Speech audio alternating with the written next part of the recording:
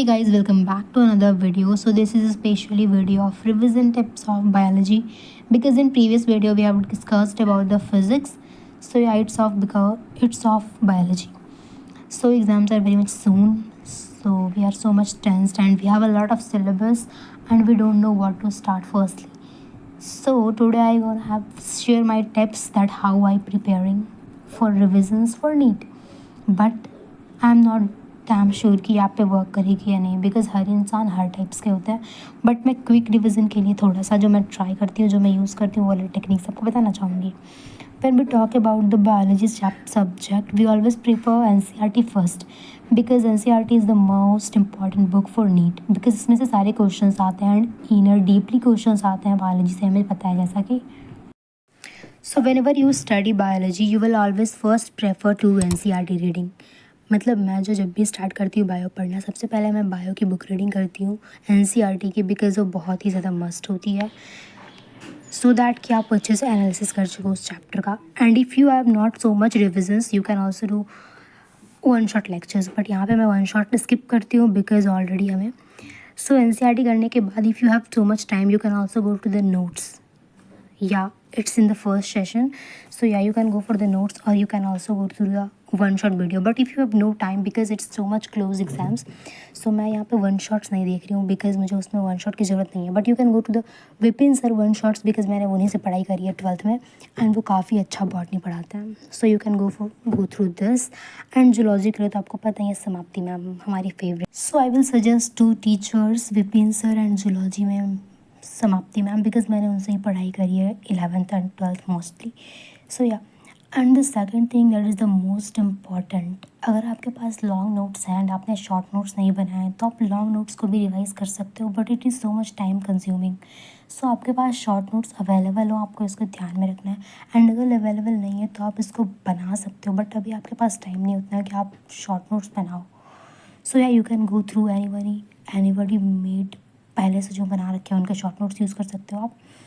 मैंने जो है वो ऑलरेडी 2-4 चैप्टर्स के बना रखे हैं short notes but as you all know मैंने 11th और 12th में अच्छे से पढ़ाई नहीं करी है दोनों में ही.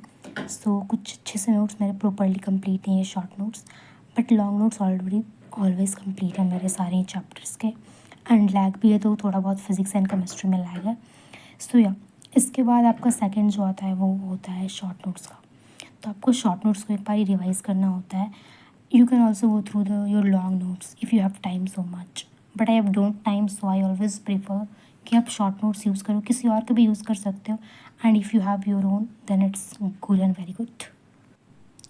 But the most important thing आपको हमेशा ध्यान में रखना है कि वो NCERT बेस्ड होनी चाहिए. मतलब ना ही आपको कुछ ज़्यादा पढ़ना है NCERT बायो में एंड ना ही कुछ कम पढ़ना है. अगर आप कुछ स्किप कर दोगे ना NCERT से तो कुछ क्वेश्चन छूट सकता है एंड अगर आप ज़्यादा पढ़ लोगे तो लिमिटेड हमें पढ़ना होता है. ज़्यादा पढ़ लोगे तो फिर कोई फ़ायदा नहीं है as you all know. So yeah and इसके बाद सेकेंडली जैसा कि मैंने कहा आपको NCERT के बेस्ड शॉर्ट नोट्स रिवाइज़ करने चाहिए. सो अगर आपके पास है तो आप पढ़ सकते हो या फिर किसी से हेल्प ले सकते हो. मेरे पास हैं कुछ चैप्टर्स के तो मैंने वही पढ़े हैं. And the last and but not the list so या थर्ड आता है PYQs बिकॉज मैंने पिछले में भी कहा था कि लास्ट में जो वो PYQs ही हमें करने होते हैं बिकॉज हमारे पास अभी उतना टाइम नहीं है कि हम बड़े बड़े मतलब बहुत सारे क्वेश्चंस का सेट लगा सकें.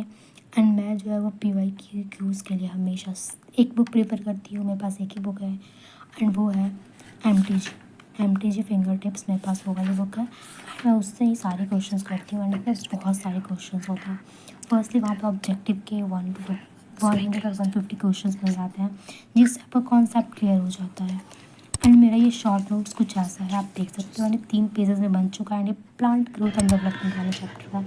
सो I am talking about the NCERT finger tips.